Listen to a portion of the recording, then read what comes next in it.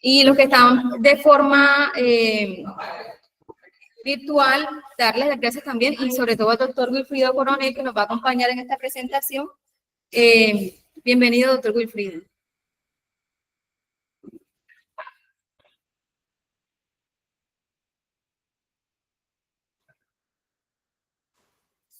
¿Me confirman si pueden visualizar todos la pantalla, Jorge? ¿Puedes meterle? Sí, yo me salí creyendo.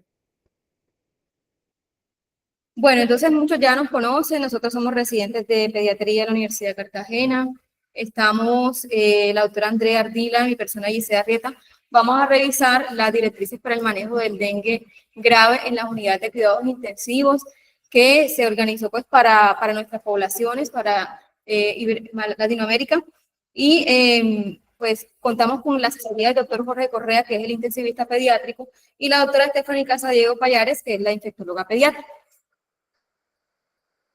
Bueno, entonces para darle inicio, estas guías, conocidas pues, con el nombre de Directrices para el Manejo del Dengue Grave en las Unidades de Cuidados Intensivos, de la OPS, de la Organización Panamericana de la Salud, salieron este año y el objetivo es pues estandarizar y mejorar el manejo del dengue grave en unidades de cuidados intensivos para reducir así la mortalidad y optimizar los resultados clínicos de nuestros pacientes. ¿Quiénes participaron? Pues participó el personal técnico de la OPS, Grupo Técnico Internacional de Expertos en Enfermedades Arbovirales de la OPS, la Federación Panamericana e Ibérica de Medicina Crítica y Terapia Intensivista, CEPINTI, Instituto de Medicina Tropical Pedro Courí, Centro del Control de la CDC de Estados Unidos, y por parte de Colombia, pues contamos con la participación del doctor Wilfrido Coronel, que, como lo mencioné, hoy muy amablemente nos está acompañando. ¿Por quién fue elaborado? Pues fue un grupo de expertos, pediatras, intensivistas, médicos, internistas, infectólogos, emergenciólogos, ginecobstetricia, también está en esta guía, epidemiología y metodología. ¿Hacia quién está dirigido? El personal que trabaja con medicina intensivista, personal de la unidad de cuidados intensivos, no solamente el personal médico, sino incluye al personal de enfermería y digamos que a todo el personal que está en contacto con estos pacientes. Los que reciben los pacientes en la reanimación inicial, esto es importante porque en la guía realmente mencionan que somos en realidad una red de apoyo, o sea, todos somos actores en esta enfermedad que nos toca a todos. Especialistas y médicos generales también participan en el diagnóstico temprano, en el seguimiento clínico, las enfermeras, los epidemiólogos, los salubristas, autoridades, gestores y profesionales dedicados pues, a toda la formación continua, que es lo que estamos justamente haciendo en este momento. ¿Qué tan importante es y para qué y por qué tan necesario? El manejo del dengue grave en las unidades de cuidados intensivos, pues no había tenido como un espacio para ser abordado directamente en un tipo de guía como este. Y sabemos que la incidencia está creciendo, aproximadamente ha aumentado 30 veces la incidencia en las últimas 5 décadas en las Américas, y se han notificado más de 13 millones de casos, la cifra más alta hasta el momento. Sin embargo, esto no ha afectado la letalidad, se mantiene por debajo de un 1%, pero realmente la importancia y lo que vemos es que las manifestaciones cardiovasculares están siendo la principal causa de mortalidad en dengue grave y pues requieren de un manejo adecuado o por lo menos coordinado en las unidades de cuidados intensivos.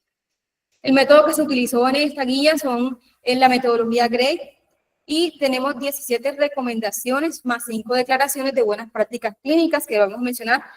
Todas las 17 incluyen al personal pues de medicina del adulto y al personal de pediatría. Entonces vamos solamente a revisar las que nos competen, que son de pediatría. La recomendación GRADE, pues sabemos que hay una recomendación que son fuertes, que son consecuencias deseables claramente que superan las indeseables y se recomienda hacerlo. Entonces, lo mencionamos porque cada una de las preguntas de la guía va a quedar, pues vamos a revisar cuál es, digamos, esta recomendación GRADE para saber qué tan a favor está de utilizarla o no. Condicional, cuando las consecuencias deseables probablemente van a superar las indeseables, que se sugiere hacerlo. Condicional en contra, consecuencias indeseables probablemente superen a las deseables, y las sugerencias no hacerlo. Fuerte en contra, consecuencias indeseables claramente van a superar las deseables y se recomienda no hacerlo. Brevemente mencionamos, conocemos las fases del dengue, la fase febril, fase crítica y fase de recuperación. Vamos a hablar de dengue grave. Entonces ya sabemos que la fase febril va a ser de aproximadamente de 2 a 7 días, donde va a tener todas las manifestaciones que ya conocemos, dolor, cefalea, eritema, y que posteriormente viene una fase crítica que aproximadamente es 48 horas, 7 días después de la fase febril. Sin embargo, no todos los pacientes van a cumplir este mismo esquema. Esta fase crítica, que se puede demorar entre 24 a 48 horas, generalmente se va a presentar después de que desaparezca la fiebre, y es aquí donde empiezan a verse los signos de alarma y las expresiones clínicas de la fuga del plasma. Esto nos lleva entonces a que si el paciente no logra hacer una redistribución adecuada del manejo de líquidos, digamos que a nivel corporal, es cuando se presenta el choque que no se revierte.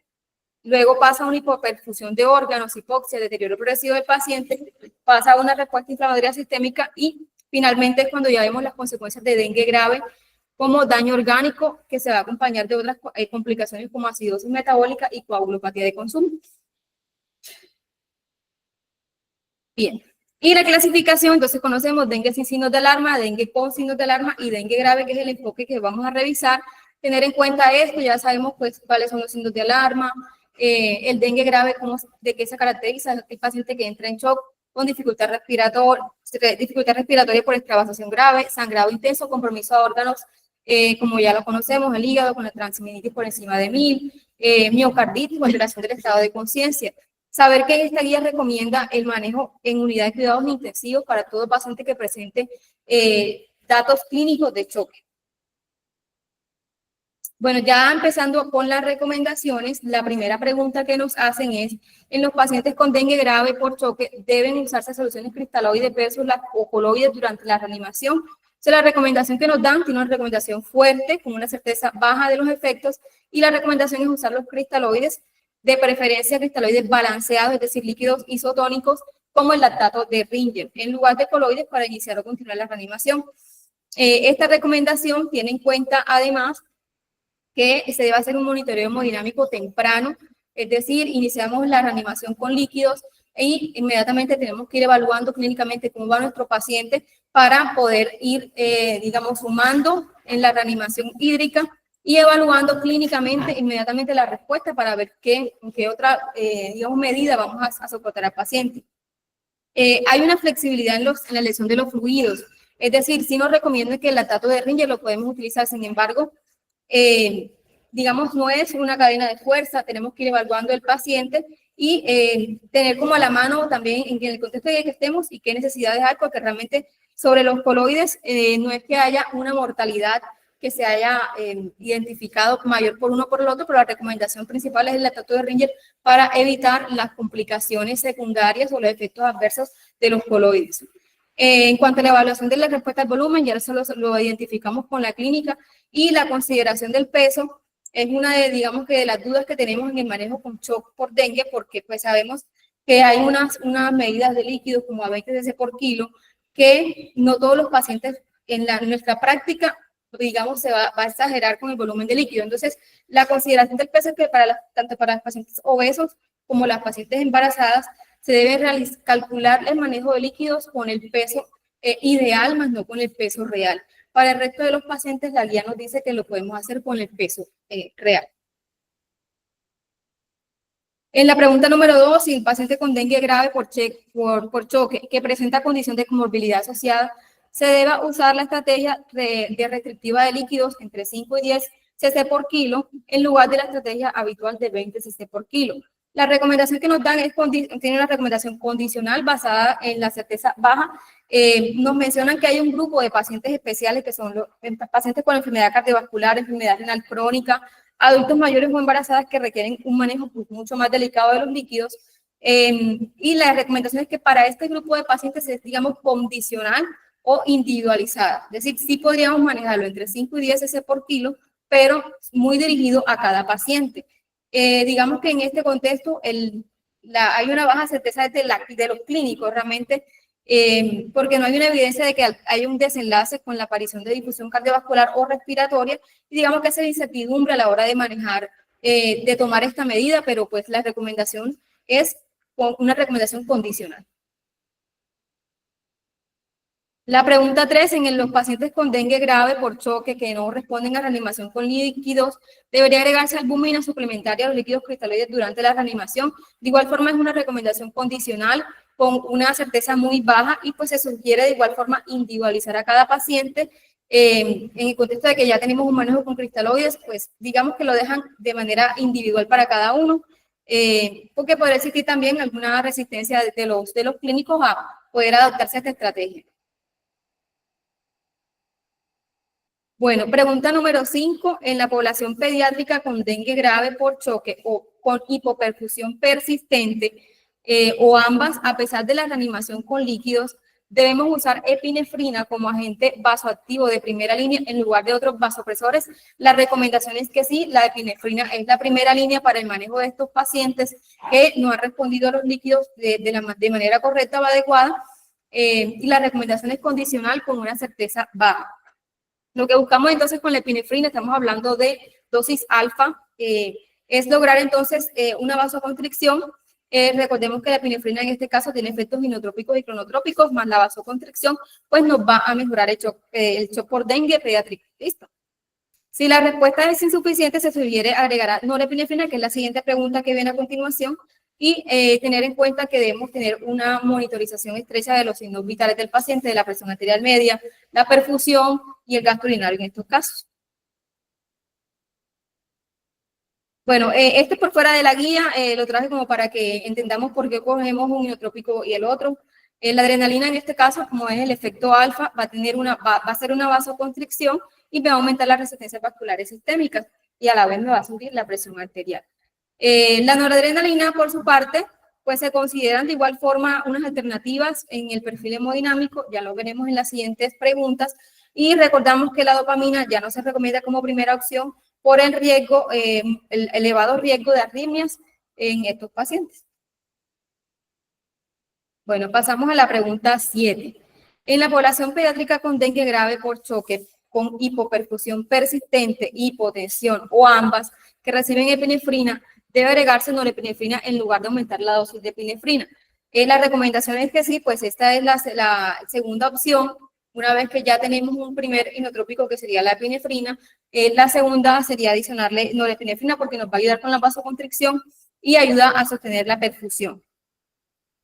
Igual es una recomendación condicional con un nivel de certeza baja. Bueno, la octava pregunta. Entonces, ya este paciente que viene con 2 inotrópicos, viene con resistencias vasculares aumentadas, presión arterial baja o ambas, y reciben epinefrina, no epinefrina, usaremos vasopresina asociada a ambos. La respuesta y la recomendación es que sí, se utilice la vasopresina como complemento cuando la dosis de la norepinefrina ha alcanzado una dosis entre 0.25 o 0.5. Ya esto lo discutiremos con los intensivistas si consideran que estas dosis que están acá son de acuerdo a la recomendación de la guía es esta, pero de igual forma cada uno tiene como su propia experiencia, ahorita lo discutiremos. Entonces la recomendación es que se adicione vasopresina. En este caso, ¿en qué me va a ayudar la vasopresina? No tiene un efecto ninotrópico, sin embargo tiene su efecto vasoconstrictor, es decir, en la vasculatura, va a ayudarse en los receptores B1, por lo tanto él va a mantener como el tono vascular y va a ser independiente de los receptores adrenérgicos. Y nos va a ayudar, pues lógicamente, también a aumentar la presión arterial y reduce la dosis de catecolaminas necesarias, es decir, que también disminuimos esa necesidad de estar colocando dosis adicionales de norepinefrina al paciente. Bueno, pregunta 11. En los pacientes pediátricos con dengue grave por shock o disfunción cardíaca demostrada, hipoperfusión persistente o ambas a pesar de un estado de volumen adecuado, debería agregarse mirinones al esquema de tratamiento. Entonces, aquí vemos que la recomendación es condicional con una certeza muy baja, pero la recomendación es agregar mirinones a estos pacientes. Es decir, se debe agregar, ya tiene epinefrina, tiene norepinefrina, pero el importante es que tengamos un compromiso cardíaco. Se debe agregar mirinones a estos pacientes. También lo discutiremos porque pues, debe haber una indicación de difusión cardíaca, debe haber miocarditis o difusión ventricular, es decir, no todos los pacientes con dengue grave de entrada vamos a colocar mirinones, debemos demostrar que se requiere de mejorar esa contractibilidad cardíaca para poder colocar la mirinones. Bueno, pregunta 12. En los pacientes con dengue grave sin sangrado activo, pero con una trombocitopenia significativa por debajo de 10.000, ¿se debe hacer transfusión profiláctica de plaquetas? La recomendación es no hacer transfusión profiláctica de plaquetas porque ya conocemos la fisiopatología, es decir, que nosotros esperamos que esta trombocitopenia se supere sin mayor medida. Es decir, clínicamente esas plaquetas van a subir sin necesidad de hacer transfusión. La recomendación es condicional, con una certeza muy baja, y pues queda claro para los autores que realmente no está recomendado. Pregunta 13. En los pacientes con dengue grave por shock y sangrado activo asociados a coagulopatía, ¿debe administrarse ácido tranexámico en comparación de no utilizarlo? Sí lo recomiendan, sin embargo, es muy condicional y miramos que la pregunta dice asociado a coagulopatía, o sea, debe haber una coagulopatía. No es que todos los pacientes vamos a colocar el ácido tranexámico, pero vemos que claramente es un paciente que tiene un sangrado activo demostrado una coagulopatía, tiene indicación del ácido tranexámico. La recomendación pues es condicional con certeza muy baja y los efectos antifitonolíticos, en este caso que es el ácido tranexámico, va pues de la mano con un costo reducido y es fácilmente, digamos que asequible para todo el personal. Pregunta 14. En los pacientes con dengue grave por choque que están recibiendo líquidos, terapia con vasoactivos o ambos, ¿debería utilizarse otras medidas dinámicas para guiar la reanimación con líquidos en lugar de solo el examen físico o parámetros estáticos? Ellos recomiendan, pues la recomendación es que se debe utilizar medidas dinámicas para guiar la reanimación. Estas medidas dinámicas son la elevación pasiva de las piernas y la prueba de elevación de brazos, junto con la variación de volumen sistólico. Sin embargo, lo primero es la recomendación del estado de conciencia del examen físico, hablar bien el estado de conciencia, el llenado capilar, la presión arterial media, ver cómo está el gasto urinario, la ecocardiografía, la saturación venosa central, que ya lo tomamos con los gases, monitoreo de los catéteres y otras indicaciones clínicas. Ahora, en la guía no me especifican si el ecocardiograma, pues mencionar que ellos no nos están hablando de colapsibilidad de la vena cava inferior, que es lo que, digamos, uno esperaría. No está claro en la guía, no lo menciona, pero pues podríamos entender que esta es una medida que nos va a ayudar a poder evaluar el manejo con líquidos. Entonces, pero solamente mencionan ecocardiograma.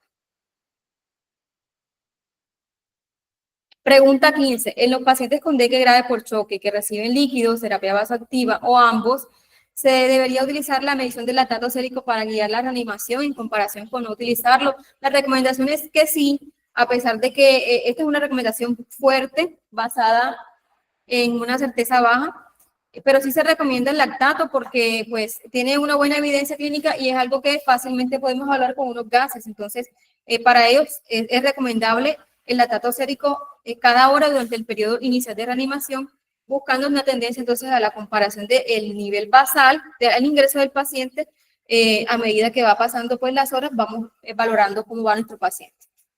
Recuerden que esa es una de las metas del shock. Pregunta 16. En los pacientes con dengue grave por choque, ¿debería utilizarse el tiempo de llenado capilar como complemento de otras medidas para guiar la reanimación? La recomendación es que sí, una recomendación fuerte con una certeza muy baja, a pesar de que la certeza es muy baja, es algo que realmente tenemos, digamos que se realiza de manera fácil, rápida, económica, no va a invadir al paciente, entonces la recomendación para ellos es que sí lo podemos seguir utilizando. Y como ven en la imagen, incluso en la guía nos explican cómo es la toma correcta del llenado capilar con el portaobjetos. Debemos esperar por lo menos 10 segundos y ahí pues sí podemos evaluar, retiramos el portaobjetos y evaluamos cuál es el llenado capilar de nuestro paciente. Pregunta 17. En los pacientes con dengue grave por choque que están recibiendo líquidos, la terapia vasoactiva o ambos, ¿se debería utilizar POCUS para guiar la reanimación como complemento de otras medidas de perfusión? La recomendación, si bien es condicional, con certeza baja, la recomendación es que lo hagamos. Se sugiere utilizar POCUS como herramienta para guiar la reanimación como complemento. Y pues nuevamente con esto podemos evaluar el tiempo real de los pacientes, la volemia, la función cardíaca y detectar complicaciones como derrame o pericarditis o lesiones en el pericardio. En estos momentos, realmente en Colombia sí se puede implementar, ya tenemos, digamos, somos más asequibles a este tipo de aparatos en las unidades de cuidados intensivos y el personal poco a poco pues se puede ir entrenando y se ha ido entrenando. Entonces no lo vemos muy lejos realmente en la recomendación que ellos hacen y lo anotan en la guía.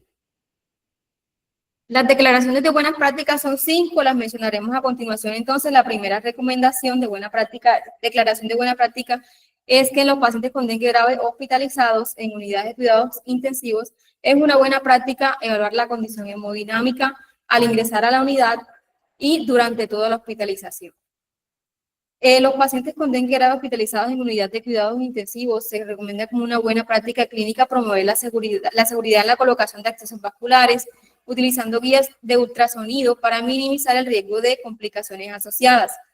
La tercera es que en los pacientes con dengue grave hospitalizados en las unidades de cuidados intensivos se considera buena práctica priorizar el procedimiento menos invasivo al iniciar el tratamiento. Y 4, en los pacientes con dengue grave es una buena práctica anticipar y preparar los insumos necesarios como componentes sanguíneos, insumos para el manejo hemodinámico. Y finalmente, la número 5 es que en los pacientes con dengue grave hospitalizados en las UCI se considera que promover el enfoque interdisciplinario en su manejo para garantizar la atención integral del paciente. Bueno, ya como conclusiones de esta primera parte, en esta guía, pues representa no solamente un avance significativo en la estandarización del manejo de los pacientes con dengue grave en la región. A pesar de la baja certeza de la evidencia, en muchas recomendaciones la guía nos proporciona un marco valioso para la toma de decisiones y ten en cuenta que se requiere pues mayor investigación y van a mantenerse actualizando estas guías.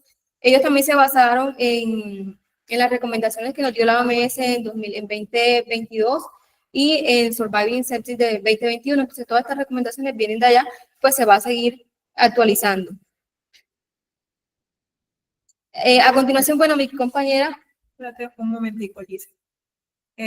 Bueno, a los presentes y a los que están conectados, Gise les ha hecho un resumen práctico de las recomendaciones que contiene esta guía, de la cual creo que adolecíamos. Nosotros acá en el hospital estamos muy, digamos que familiarizados con el manejo del choque por dengue, por la frecuencia de la enfermedad y por la complejidad de los pacientes que acuden a urgencias y son atendidos en nuestra unidad.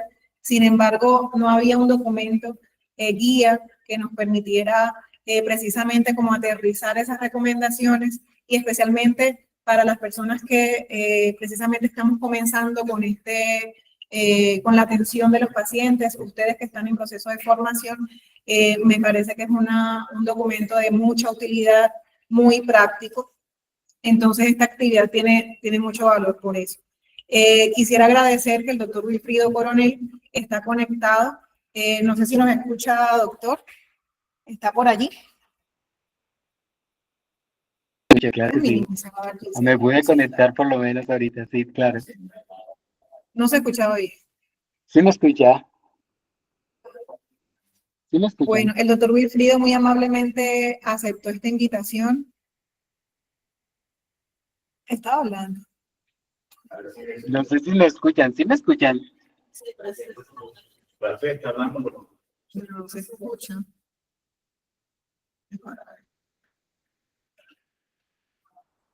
¿No me escuchas, Estefan?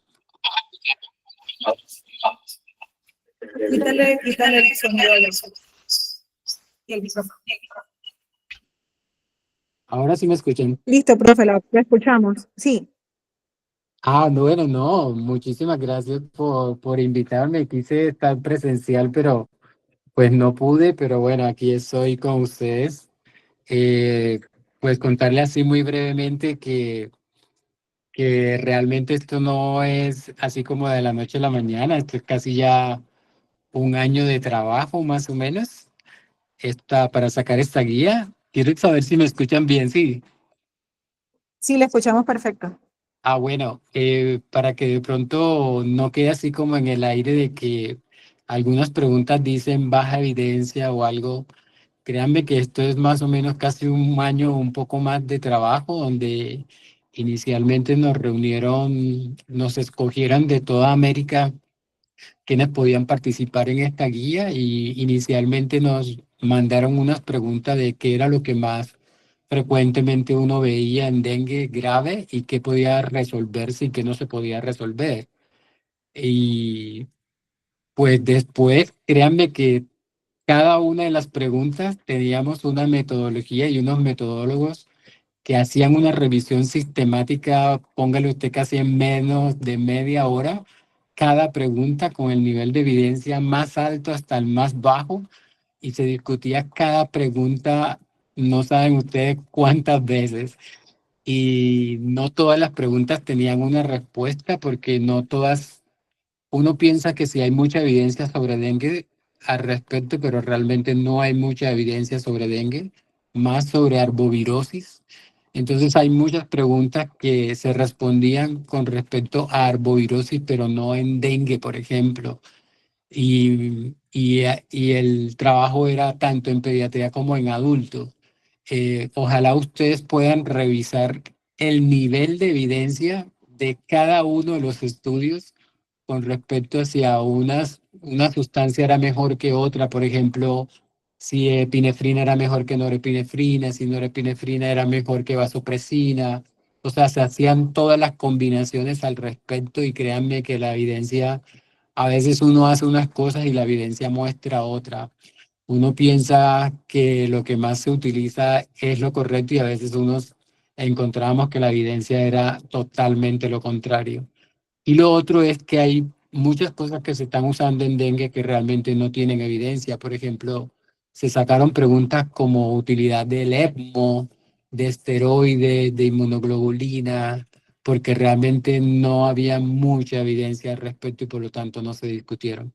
Entonces lo que está allí es lo que se encontró con respecto a dengue y bueno, o sea, es un primer paso y creo que se van a seguir actualizando esta guía, pero por lo menos salimos de esa parte estática de manejo del dengue que era con base a la hemoglobina y el hematocrito, a pasar a algo más dinámico que yo creo que nosotros con toda la experiencia que tenemos, tenemos que aportar. O sea, lo único es que no escribimos tanto, o sea, y es invitarlo a que escribamos porque créanme que no hay mucha evidencia al respecto.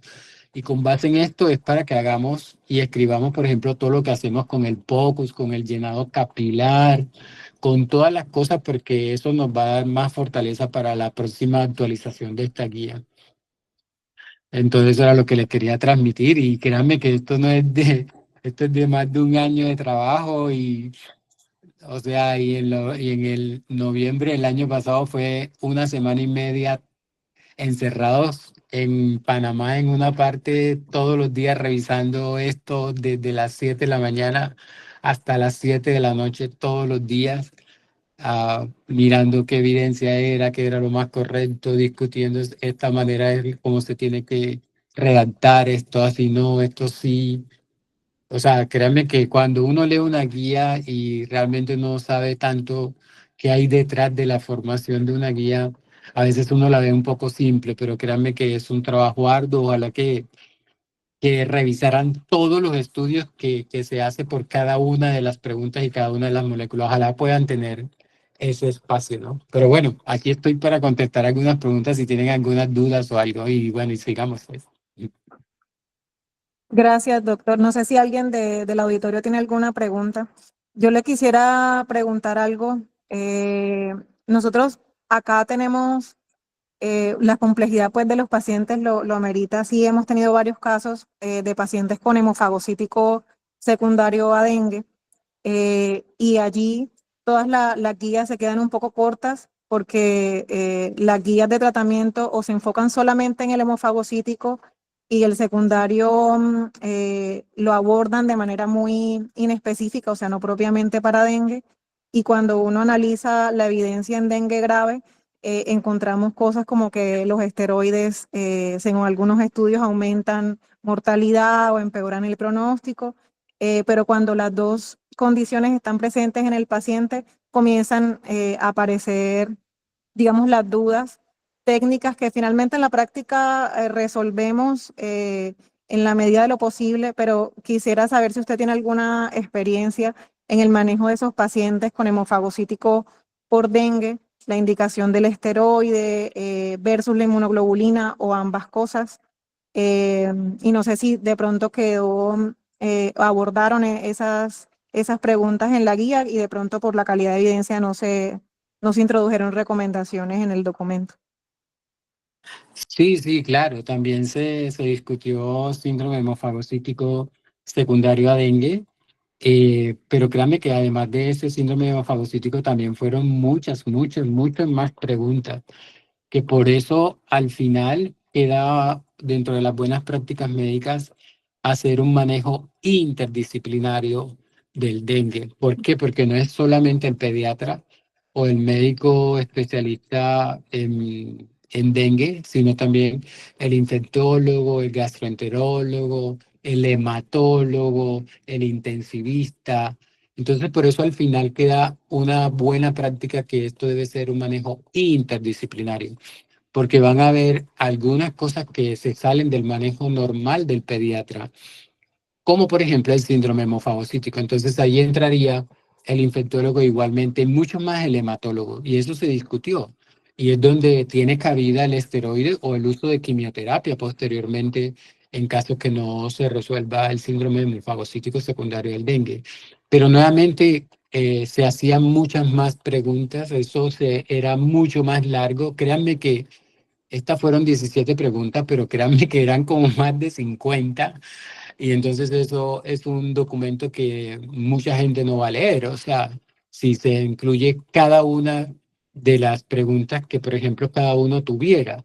Entonces hay algunas cosas que se resolvieron de esa manera y que próximamente se van a resolver en otra próxima actualización. Pero sí se discutió el síndrome hemofagocítico y era donde estaría indicado, por ejemplo, el uso de esteroide o de quimioterapia en el síndrome hemofagocítico. Y como te digo, Estefa, no solamente se discutió eso, sino, imagínate, el uso de antibiótico en dengue, uso, por ejemplo, de lo de las transfusiones y muchas más cosas, pero realmente eso se hacía demasiado largo. Entonces, como que las preguntas que están ahorita, las 17 que están, son como las que en conjunto, todos los que estaban allí representando a América, eran los que más se hacían. Fueron lo que eso es una metodología en el cual se vota, y esas fueron las que ganaron o tuvieron un puntaje mayor del 75%. Entonces por eso entraron a la evaluación e integrar la guía, pero se quedaron muchísimas más, muchas, más de 50 preguntas, y dentro de esa síndrome hemofagocítico, si se usa antibiótico o no, porque uno no sabe el paciente que viene con un cuadro febril, si tiene dengue o no tiene dengue, o si tienes una leptospira, el uso de pruebas moleculares inicialmente, por ejemplo, el diagnóstico. O sea, muchísimas más preguntas, pero entonces estas que están son las que alcanzaron un puntaje mayor del 75% y después pasaron a una segunda evaluación y después posteriormente quedaron dentro del texto. Pero sí se discutió lo de O- hemofagocítico. Ok, profe, muchas gracias. El doctor Correa es intensivista pediatra acá en la unidad. Ok, Le quiere hacer una pregunta, un comentario. vale, vale. Buenas tardes, doctor. Mucho gusto, Jorge Correa. Bueno, primero que todo, felicitarlo por esas guías que en realidad nos despejan y nos hacen también cada día más creer que en verdad esto es dinámico como lo veníamos pensando, pero necesitábamos algo que estuviese escrito.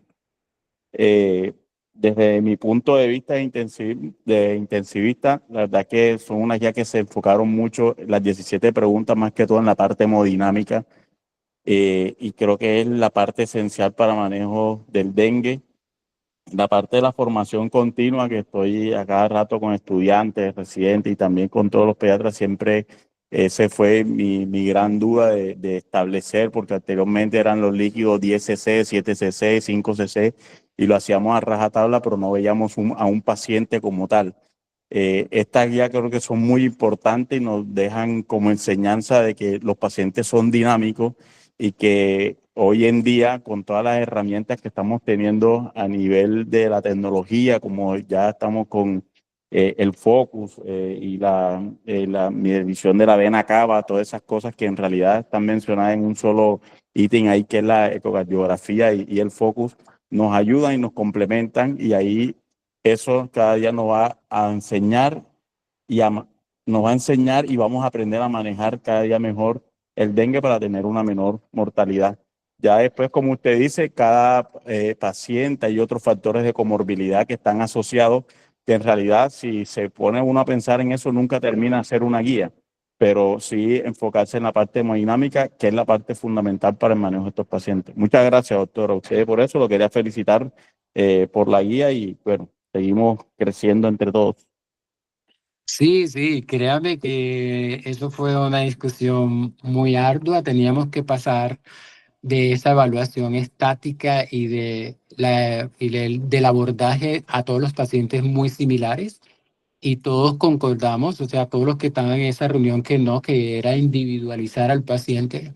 Y la mejor forma de individualizar al paciente es midiendo la parte hemodinámica desde su ingreso hasta que salga el paciente. Entonces, créanme que por eso se hizo mucho énfasis en el POCUS, en el llenado capilar con el protocolo Andrómeda, en el levantamiento de las piernas, en medir la parte cardíaca, el ecocardiograma para medir todo, la parte de la vena cava también, lo demás, o sea, eso incluye todo. Lo que pasa es que a veces hacer una guía y ponerlo en una respuesta eh, así muy tácito, pero créanme que se discutió punto por punto, la contractilidad cardíaca, el llenado capilar, la parte de la vena cava, todo eso se midió cada una de las cosas. Lo que pasa es que nuevamente uno empieza a buscar la evidencia y empieza a mirar, y en pediatría no hay tantos datos, a pesar de que dengue es una patología pediátrica, donde hay más fuerza, por ejemplo,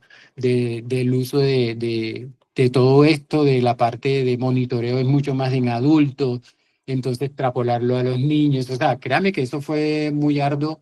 Entonces es Totalmente. una invitación a todos ustedes, los intensivistas, que realmente dengue es una patología pediátrica, a pesar de que la estamos viendo que se está desplazando a adultos, pero que ojalá podamos estandarizar y escribir mucho más lo que hacemos a nivel pediátrico. Toda esta parte hemodinámica, ojalá ustedes la puedan escribir. O sea, cada paciente que llega es que le hicimos esto, lo monitorizamos así, tan, y lo que se debe hacer, porque cuando uno empieza a buscar la evidencia, realmente hay muy poco en pediatría y hay que empezar a extrapolar de adultos a pediatría, ¿no? Entonces, Ok, es esta doctor. invitación, ¿vale?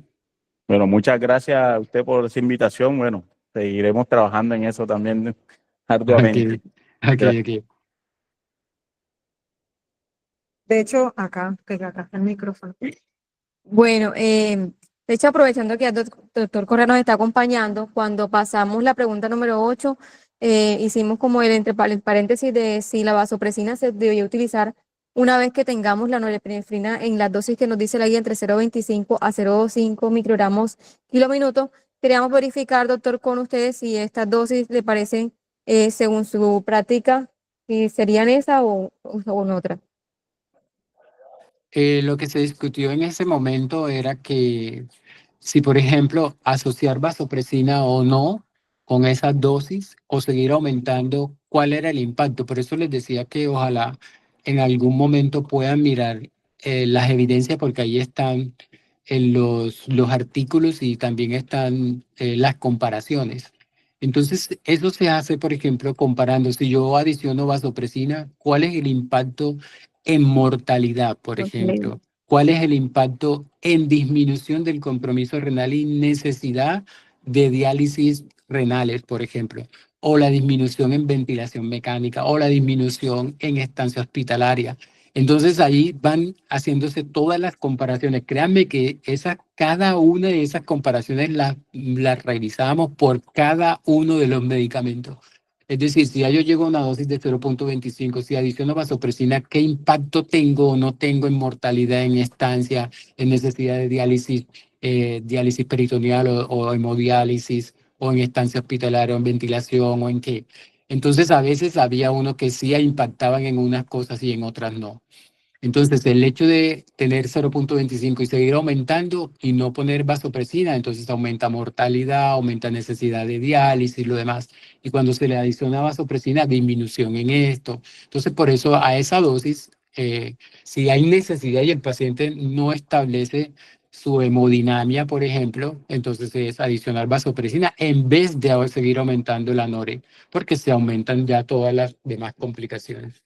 A esa dosis fue la que se llegó mirando que no hubiesen más complicaciones y se seguía aumentando la dosis de norepinefrina.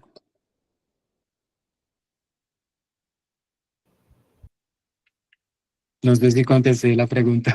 Sí, doctor, muchísimas gracias, doctor Correa, asiente sobre lo que usted acaba de mencionar. Sí, Que yo siempre digo a todos los pacientes que hay campos de la derecha mucho de hipovolemia. En la fisiología, nosotros tenemos que ver que la guardemos todo el tiempo de dentro, el volumen que cuando hicimos finalizar esta guía, le explicaba a él que esto es primero volumen, por eso es dinámico.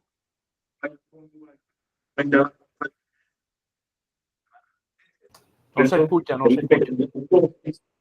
Dosis que para nosotros los intensivistas pediátricos, para nosotros acá en esta institución, después no tenemos una respuesta, tanto a la vasopresina, igual tenemos un efecto diurético de la vasopresina que también nos podría ayudar un poco a esta perfusión renal y ayudar a que el paciente empiece con la diuresis, que son factores en el cual nos va a ayudar a que no haya en estos pacientes. el doctor Gustavo tiene la mano levantada. Sí, quiero hacer una pregunta, no puedo perder. Bueno, felicitar al doctor Coronel por la guía. Yo pienso que esta guía es lo que en las unidades de cuidados intensivos está muy masticadito lo hemodinámico con respecto a las inotrópicos, ¿verdad? Yo tengo una pregunta, doctor, si nos puede dar un adelanto, si lograron tocar unos puntos de diálisis, si vieron que había un beneficio con algún esquema. Sé que esto está hecho más que todo para pediatras que trabajan en unidad de cuidados intensivos, porque miren que hace los pasos muy claros de la transición de los inotrópicos, la adición de los inotrópicos. Esa sería una pregunta. Y otra pregunta para Steffi y el doctor Coronel.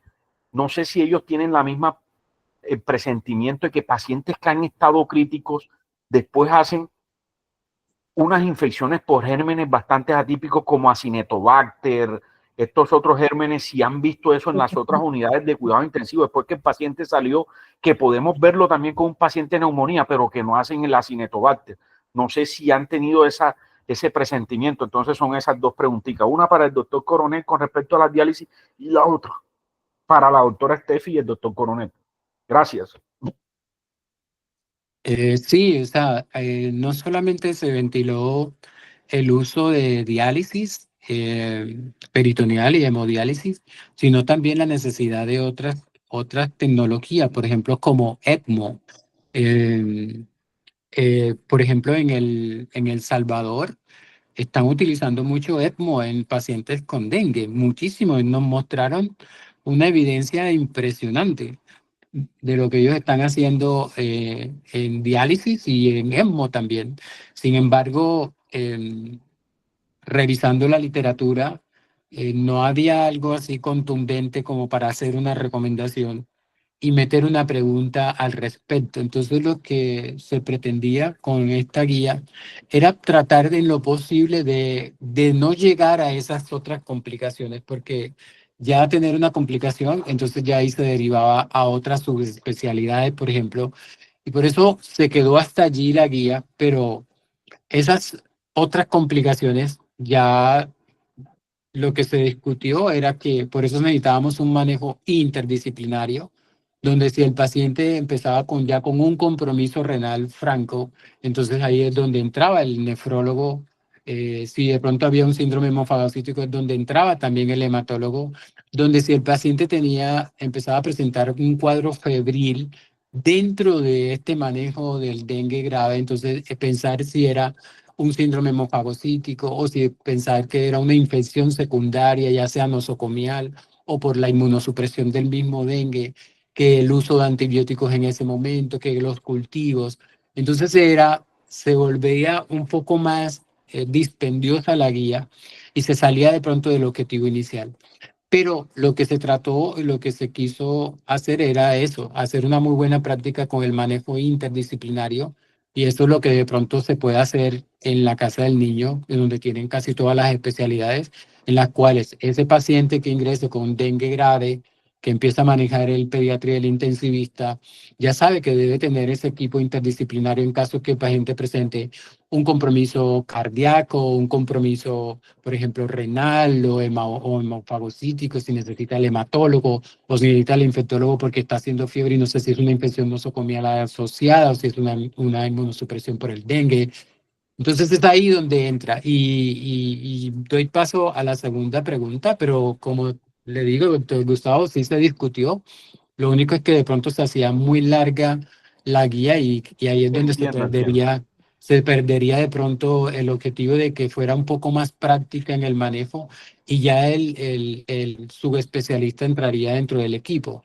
Y con respecto a lo de infecciones por gérmenes, por ejemplo, nosocomiales o acinetobacter y lo demás, sí, o sea, está contemplado que a todo paciente con dengue entre la segunda semana, tercera semana que esté entrando en la fase de recuperación, que es donde presenta algunas complicaciones como síndrome hemofagocítico o inmunosupresión o infecciones secundarias, ahí debe entrar el infectólogo también a evaluar si ese cuadro febril es secundario a inmunosupresión por el dengue y bacteremia secundaria por translocación bacteriana e inmunosupresión o realmente es una infección secundaria nosocomial. Pero sí está totalmente descrito eso, que por eso debemos de estar siempre alerta cada vez que el paciente deje de hacer fiebre en dengue, que es cuando entra la fase crítica y empiezan todas las complicaciones, a cuando vuelva a tener fiebre o reactivar la fiebre. Si reactiva la fiebre, pueden estar pasando varias cosas. Si reactiva la fiebre, puede estar pasando, o yo estoy entrando en un shock cardiogénico, o estoy entrando en una infección secundaria, o estoy entrando en una mielosupresión, o estoy entrando en un síndrome hemofagocítico. Y es por eso que allí debiera tener una evaluación multidisciplinaria. No sé qué dice Estefan.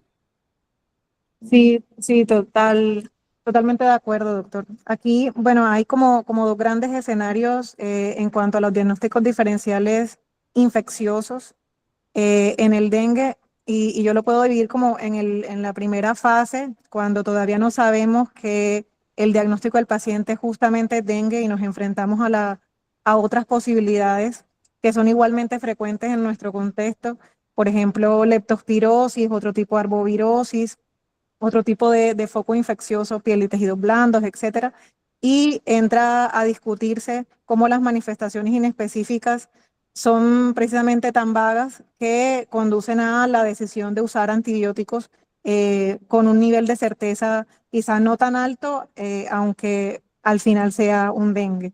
Y el otro escenario es cuando ya el paciente tiene un diagnóstico confirmado y sucede eso, en la primera semana, luego ya del periodo de efervescencia y mucho directamente proporcional a la severidad inicial, hay mayor riesgo de coinfecciones bacterianas. Hace poco más de un año hice una revisión de la literatura al respecto y en pediatría los focos que más se describen como coinfecciones asociadas en dengue son la bacteremia primaria, inclusive a pacientes que no tienen dispositivos invasivos ni nada, también infección de vías urinarias y neumonía. En pediatría son como las condiciones que predominan. Y justamente hay que pensar en ellas cuando ya el periodo de recuperación del dengue ha empezado, ya había recuperación hematológica, ya había dejado de presentar fiebre el paciente y comienza nuevamente a reactivarse o a presentar leucocitosis más allá de la leucopenia esperada por el dengue. Entonces allí hay que pensar en esas coinfecciones y mucho más tener alerta en los pacientes que cursaron con un dengue grave, porque fisiopatológicamente el impacto que tiene el dengue en la inmunidad puede ser mayor y probablemente ese tipo de pacientes recibieron más como intervenciones invasivas, probablemente intubación orotraqueal, uso de catéteres, de sondas urinarias o esteroides, inmunoglobulinas hemofagocítico, y todas estas son condiciones que suman a este periodo de inmunosupresión relativa. Entonces son factores de riesgo que habrá que considerar para tomar la decisión de empezar o de pensar pues en una infección asociada a la atención en salud en un paciente que ya está saliendo del dengue. Y justamente es lo que hemos vivido con nuestros pacientes acá en la unidad. Hemos tenido casos de bacteremia por Acinetobacter tuvimos una racha, cierto, doctor y Jenny, que nos comenzamos a preguntar, bueno, algo está pasando, hay algún factor común, y más allá del diagnóstico de dengue no tuvimos otra cosa asociada. Pero hemos tenido muchos escenarios y es justamente eso lo que les puedo transmitir desde la experiencia, y los invito también a hacer la búsqueda de la literatura y considerar estos diagnósticos diferenciales cuando lo presenten, se lo encuentren. Sí, Muchas sí, totalmente de gracias. acuerdo. Solamente también hacerles otra anotación es que también se discutió mucho, mucho, ya casi para terminar, eh, de la transfusión de plaquetas, y sea que tuvieran lo que quisiéramos, la menor cantidad de plaquetas, lo que ustedes quieran, pero el paciente no sangrando, nada. Y como el paciente va a estar con un dengue grave y choque por dengue en la UCI, entonces se hizo una búsqueda de la literatura que siquiera lo mejor o menos complicaciones y mejor resultados comparando ultrasonografía versus transfusión de plaquetas. Por ejemplo, aquel paciente que ameritara un catéter venoso central, por ejemplo, ¿qué era mejor? Porque eso es lo que vive y así fue la discusión. Casi todos decían, no, en mi unidad dicen, trafúndale tanta de plaqueta para ponerle el catéter. Trafúndale tantas de plaquetas para ponerle el catéter, o sea, para hacer un procedimiento invasivo. Y realmente se buscó la literatura y es mucho mejor poner el catéter por ultrasonografía que transfundir plaquetas. Por eso la evidencia, sí, ojalá puedan revisar estos artículos de ultrasonografía versus transfusión de plaquetas y mirarán que impacta mucho más hacerlo ultrasonografía por la colocación de catéter que transfundir plaquetas. Entonces, es otra cosa que tenemos que empezar a olvidar allí porque la evidencia no es tan fuerte. Es mejor y más fuerte sobre el uso de ecografía para dirigir esa colocación del catéter que transfundir plaquetas para poner el catéter. Eso era lo otro que también les quería anotar, porque eso fue una discusión ardua que se hizo en ese momento. Pues no sé, Sí, yo creo Estefan, si hay que alguna otra pregunta. a veces hay una tendencia a actuar basado en el miedo, en las preocupaciones de lo que podría pasar, y nos dejamos guiar por el valor de plaquetas de manera aislada y dejamos de considerar los efectos adversos del uso de hemoderivados en estos pacientes, que no son menores. Y tal como lo dice el doctor Wilfrido, la evidencia sugiere que menos es más, totalmente. Gracias, doctor Wilfrido. No, Quisimos, para finalizar esta presentación, mostrarles muy rápidamente el resumen de dos pacientes que hemos tenido en estas últimas 2 semanas.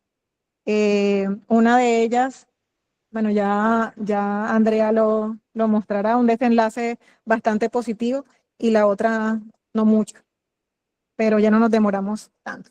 Gracias por mantenerse conectados hasta ahora.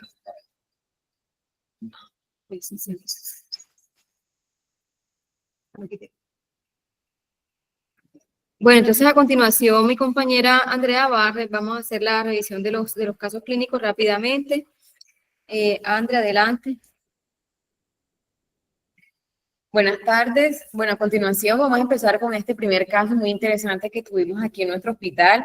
Es una paciente femenino de 16 años que es procedente de La Boquilla y como antecedente relevante, un nexo epidemiológico con su hermano diagnosticado con dengue 2 semanas antes. Esto es pues tomado de las historias clínicas de nuestro hospital.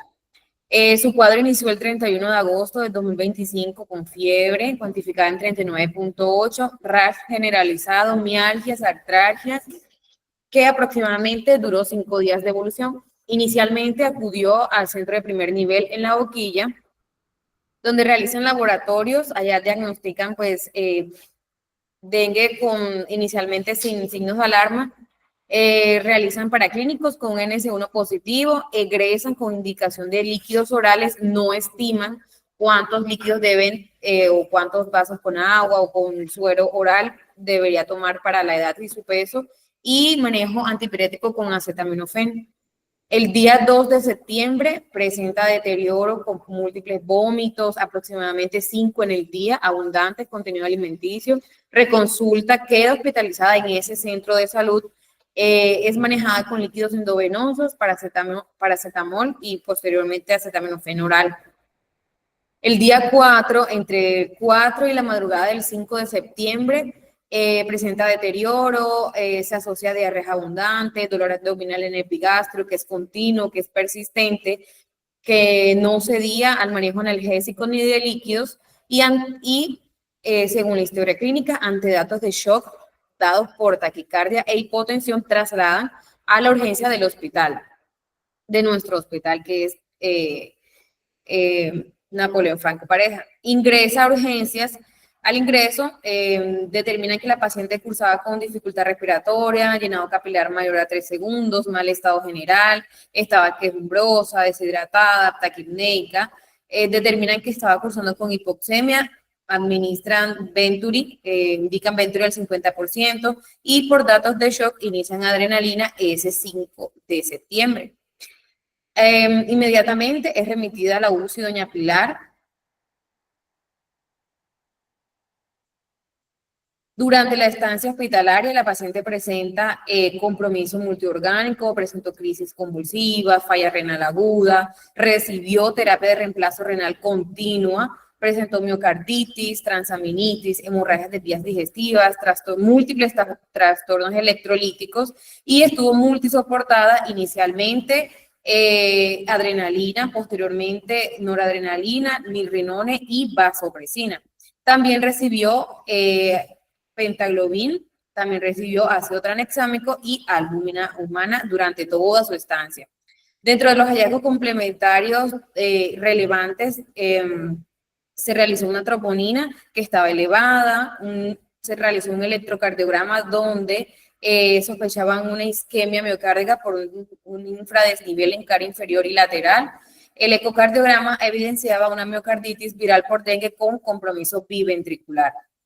Posteriormente, la paciente seguía, a pesar de estar multisoportada, deterioro de manera general. Aproximadamente el 10 de septiembre realizan una ecografía doble transcraneal, donde concluyen que pues presentaba hallazgos que podían estar relacionados con una hipertensión intracraneal severa que tenía alta probabilidad de progresión a muerte encefálica. Lastimosamente, pues la paciente continuó con su deterioro y tuvo un desenlace fatal. A diferencia de este caso, que es una paciente femenino de 9 años de edad, no menciona antecedente epidemiológico, es procedente de Turbaco, Bolívar y presentó un cuadro que inició el 2 de septiembre, consistente en 4 días de fiebre, de evolución, fiebre. La última fiebre fue el 6 de septiembre, asociado a 2 episodios eméticos, dolor abdominal intenso y persistente, y bueno, ese vómito intenso y persistente y el dolor abdominal lo presentó el 7 de septiembre cuando ya no presentaba fiebre. Inicialmente consultó al hospital de Turbaco, donde realizan paraclínicos, tenía NS1, IgG e IgM positivo para dengue, remiten a este centro de referencia. En primer nivel, pues sí encontramos datos de cómo fue manejada pues con sus líquidos a 3 cc por kilo y manejos antipiréticos con acetaminofén. El 7 es cuando ingresa a nuestra urgencia con diagnóstico de caso probable de dengue con signos de alarma. Inmediatamente, pues el mismo día es remitida a la unidad de cuidados intensivos Doña Pilar. En ese momento, cuando ingresa, la reportan que estaba somnoliente, estaba pálida, afebril, estaba asténica, tenía palidez mucocutánea generalizada, pero que en ese momento no presentaba patología cardiocirculatoria o gastrointestinal alterado, pues. El día siguiente, que sería el 8 de septiembre, durante la estancia en UCI, se diagnostica dengue grave porque presentó deterioro general, compromiso renal, presentó nefritis por dengue, elevación de las transaminasas mayor de 2000 inicialmente, y se sospecha falla hepática porque luego en sus controles presentó transaminasas por encima de 3000, los tiempos prolongados, INR prolongado. Fue manejada con vitamina K, lactulosa y rifaximina. pues se estableció que la paciente presentó síndrome de dengue expandido, caso confirmado de dengue grave, había presentado shock, hepatitis, encefalopatía hepática, hiperamonemia con requerimiento de terapia de reemplazo renal continua, una hemodiafiltración continua aproximadamente duró 24 horas, poco más de 24 horas, encefalopatía multifactorial, se interrogó que podía ser o una encefalitis por dengue o secundario a la falla hepática. Entonces, pues fue clasificada así la hepatitis y shock, presentó hepatitis fulminante con encefalopatía hepática y coagulopatía secundarias. Afortunadamente, pues no presentó sangrados y fue compatible con el denominado síndrome de dengue expandido, caracterizado por toda la falla multiorgánica que presentó esta paciente. Así como la paciente anterior requirió ventilación mecánica invasiva, soporte vasopresor inotrópico y pues la terapia de reemplazo renal. Recibió de manera pues de soporte adrenalina, fue la primera en iniciarla. Posteriormente noradrenalina, mirrinone, vasopresina, recibió vitamina K y albúmina. Más o menos al día número 13 de la enfermedad, la paciente presentó ya clínica favorable, ya no tenía vasoactivos, ya no necesitaba uso de oxígeno suplementario, no tenía fiebre y los paraclínicos afortunadamente pues presentó disminución de las transaminasas, los tiempos de coagulación se corrigieron, descendió la bilirrubina y la función renal estaba completamente conservada. La paciente egresa de la unidad. Hasta el momento no ha presentado ninguna complicación. Entonces, esto es importante para saber que en nuestra unidad nosotros tenemos estos casos muy interesantes y que, pues, parte del manejo se realiza basado en, pues, la guía que nosotros estábamos conversando anteriormente. Bueno, todos los casos creo que nos dejan una enseñanza. Estos dos casos nos dejan una enseñanza. ¿Cuál es la enseñanza?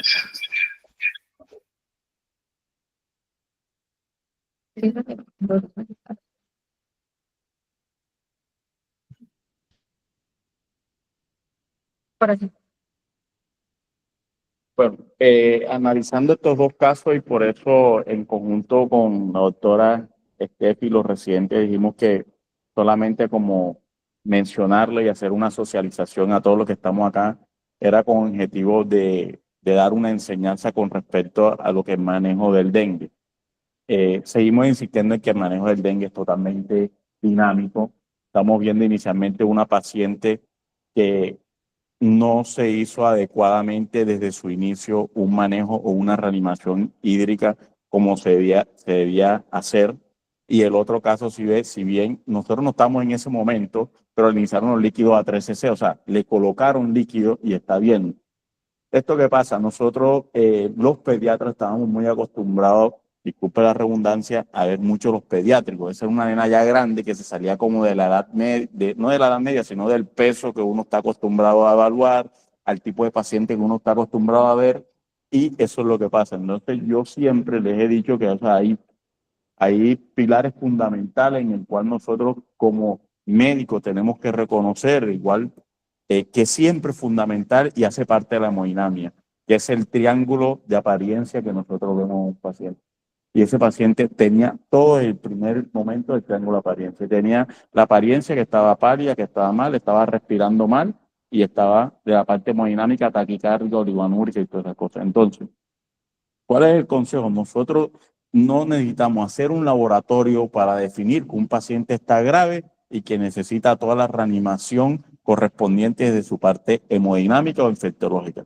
Porque nosotros en la cabecera del paciente vemos el paciente si está orinando o no está orinando, que eso le preguntamos a la mamá. El sensorio, el paciente nos lo dice a nosotros y vemos que es, si no tenemos un monitor, podemos poner un estetoscopio o tomar un pulso, vemos si está taquicárdico, entonces nosotros podemos definir y decir por clínica que nuestro paciente está en un compromiso. ¿Cuál es? No sé, porque tampoco, pero tiene un compromiso del cual tenemos que iniciar, porque todos los tipos de shock, ¿cómo se manejan? Con volumen inicialmente. Y después, a medida que va pasando el tiempo, si no hay una adecuada respuesta, iniciamos y vamos escalando en todas estas cosas. Entonces, por eso es importante de esta guía de que haya salido, porque creo que nos va a ampliar más y nos va a llevar a que actuemos de una manera rápida y oportuna y no empecemos, es que no, espérate, porque yo no sé si empiezo a 5 a 10, no. Tenemos que actuar rápidamente porque tenemos dos casos, claramente, uno que empezó el 31 de agosto y hasta el 9 de septiembre tuvimos una adecuada respuesta y otro que empezó el 3 y el 6, 7, 48 horas después ya estaba manejándose. Tuvo todas las complicaciones del dengue, sí, eso es inherente a lo que uno pueda hacer inicialmente, porque eso es inherente a la reanimación, pero lo que lo conlleva a más mortalidad es la parte hemodinámica. Lo otro después se va tratando como se hizo y tuvimos un desenlace fatal y un desenlace adecuado viendo los dos contextos de la enfermedad.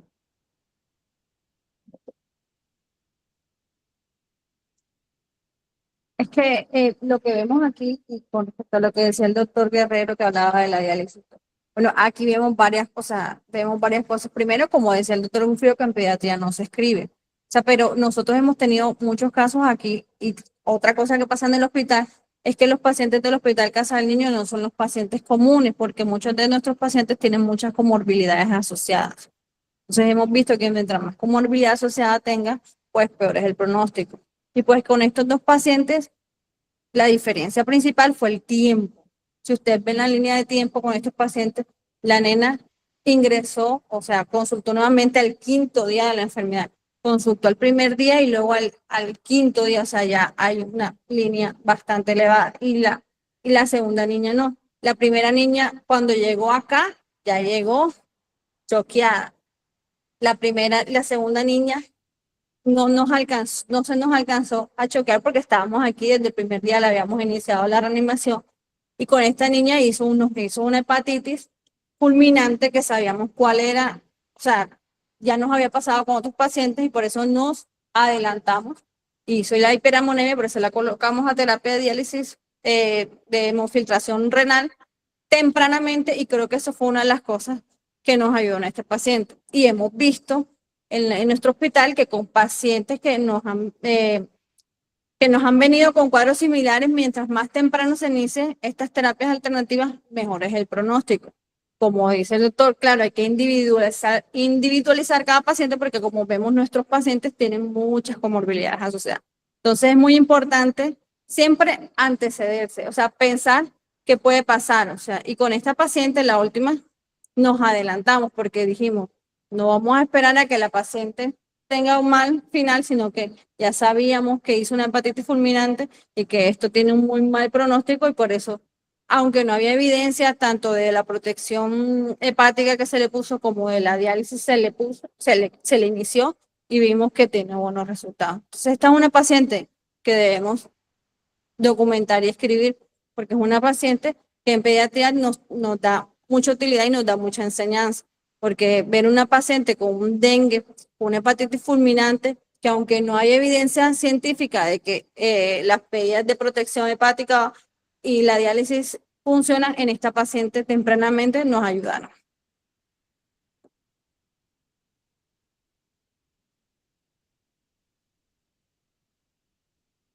Bueno, no sé si alguien de los presentes tiene algún comentario. No. ¿Saben el serotipo de estos pacientes de esta acá o todavía no? Doc, no le escuché. Para-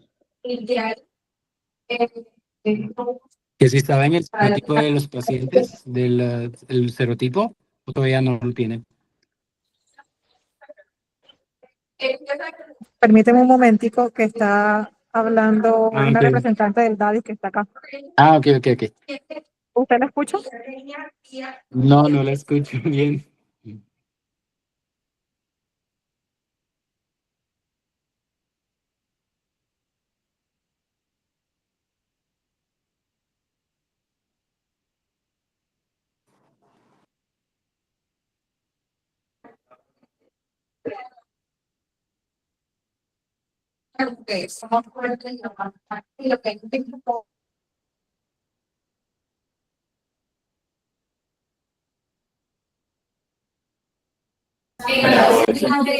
De hecho, no sé si el doctor Gufrio está en la conferencia que tuvimos el lunes pasado, eso fue una de las preguntas que se abordó la hizo alguien de otro país, en donde la guía siempre está basada, y de hecho el instrumento con el que estamos trabajando ahorita con ustedes es basado en esa guía participante. Por eso es que en el tratamiento, lo que hablábamos con el doctor Correa, hay una parte muy clara en donde están observaciones. ¿Por qué? Porque no podemos encasillar a cada paciente por igual, y en las observaciones es donde ustedes pueden desplegar todo su análisis clínico para mirar qué se hizo a ese paciente por su estado hemodinámico y toda la parte particular que se puede presentar. Ahora, si bien, cuando nosotros hablamos de la trazabilidad del caso, si ya viene un paciente que ustedes están recibiendo como con signos de alarma, y acá se reclasifica, ¿dónde vamos a hacer la trazabilidad con respecto al tratamiento? En donde, de donde viene el paciente recibiendo ese líquido, y luego ustedes lo reciben, cómo cambia ahí la parte según el estado hemodinámico del tratamiento del paciente en la parte hídrica, que eso lo hemos realizado, de hecho, cuando salen de aquí de urgencia y se van para las especialidades, cómo cambia ahí ese paciente según el tratamiento que se le viene a realizar, ¿ya? Entonces, en eso sí, es como está completo y bien orientado y entrelazado la guía con las preguntas que se están realizando y el instrumento.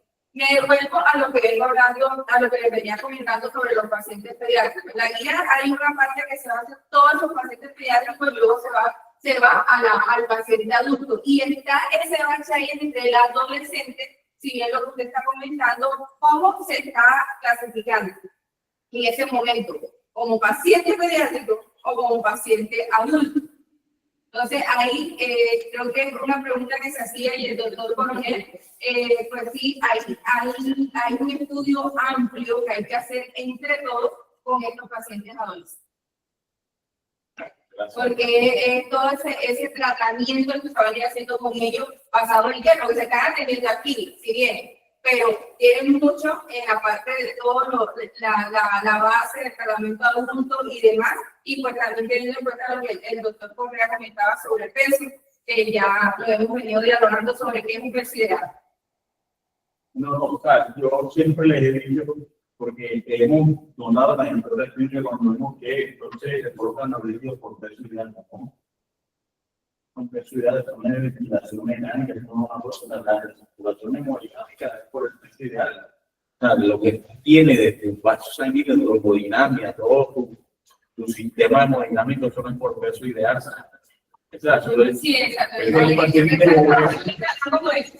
paciente obeso, por eso yo le decía que es importante que haya todo lo que es el sistema de las ayudas diagnósticas, porque eso nos va a ayudar mucho, porque si yo ahora mismo en el programa, donde tengo la posibilidad y le hago también una ecografía de la vena clara, yo hoy puedo mirar para ver si el paciente requiere más líquido o menos líquido. Pero yo colocaba ejemplos puntuales de pacientes que a todos los días que pesan 110 kilos, ¿cómo yo voy a meter 2.000 o 3.000 cc de líquido a un paciente de 3 horas? Recuerden que también la hiperpolemia mata, o sea, la sobrecarga hídrica y es mucho peor que todas esas cosas. Entonces, esas son cosas que tenemos que ir. Entonces, tenemos que monitorizar. No tenemos las herramientas en las otras instituciones, como en los cargos, en otras de atención primaria. Por eso la hemodinámica es muy importante, ¿verdad? Los signos de perfusión, la cardíaca, el estado de orientación, y aumentando o bajando los líquidos. Pero anteriormente sabe que estaba como una tabla 10, 10, 10, 7, 7. Entonces, vamos a intentar hacerlo por la clínica. Yo sé que esto va a ser una socialización muy difícil, porque esto no va a ser fácil de hacerlo. Nosotros que estamos aquí en el hospital, no hay herramienta, creo que sí se nos hace más fácil disfrutarlo desde el inicio. Entonces, os invito a todos que cada paciente es un mundo, cada paciente es un mundo, y esas cosas de por peso prohibido, Paciente dinámico, o sea, no le sube o le baja los líquidos, a 12 años, entonces mide 1,60, pero son 110, entonces a 13 se queda 20 está por el peso predicho. Entonces, el peso que tiene el paciente, porque la descripción vascular que tiene, dañarle el cuerpo a toda su masa muscular, no la está resistiendo a los 20 kilos que le corresponde. Eso es lo que quería recordar. Son cosas que a veces nos inculcan a nosotros desde la formación, pero en verdad no como la transanguínea. La transanguínea, el simple, todo eso. Todo es la enzima, la transanguínea, la enzima hepática está inflamada. Es un tipo de hepatitis por déficit. La hepatitis grave, la hepatitis leve, lo que queda, es una hepatitis que tiene el hígado inflamado.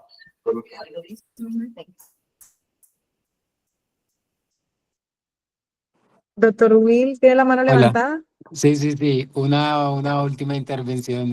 Totalmente de acuerdo con lo que está diciendo el doctor, que, o sea, básense mejor y eso, créanme que eso fue una discusión ardua con lo del peso y no del peso, si es adulto, si es pediátrico, si es adolescente, porque muchos de los que estaban allí, que también eran adultos y de pediatría, en ciertos países solamente ven pediátricos, por ejemplo, hasta los 17 años. En otros países eran hasta los 18. Otros países los adultos veían a los pediátricos dentro de la unidad de cuidados intensivos.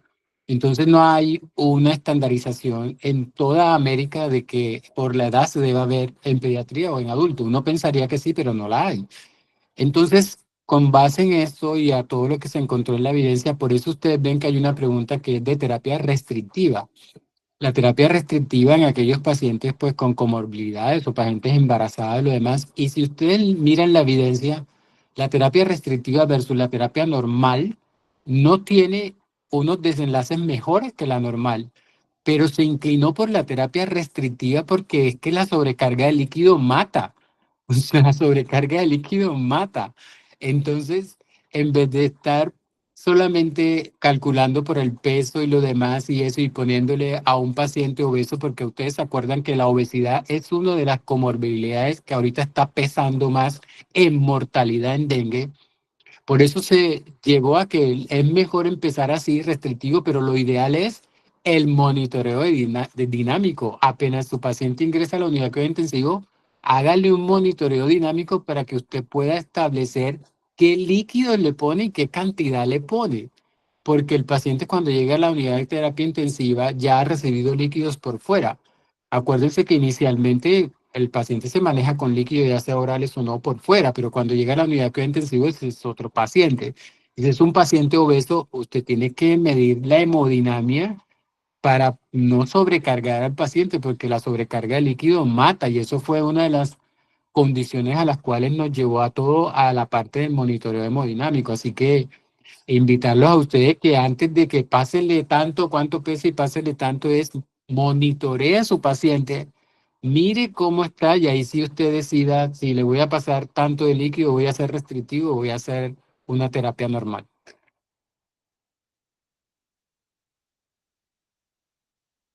Bueno, no sé si alguien más tiene otro comentario por hacer. De los que están conectados tampoco. Bueno, creo que siendo así, podemos dar cierre a la actividad. Les agradezco a todos por el tiempo, por la disposición. Este tipo de actividades son bastante provechosas, especialmente porque día a día estamos tratando a los pacientes y sin duda tenemos el mismo objetivo y es lograr que recuperen su salud de una manera pues, rápida y óptima. Entonces, muchas gracias. Gracias, doctor Will, por aceptar la invitación. Gracias, Estefanía. Al contrario, muchas gracias. Hasta luego. Hasta luego. Buena tarde a todos. Igualmente.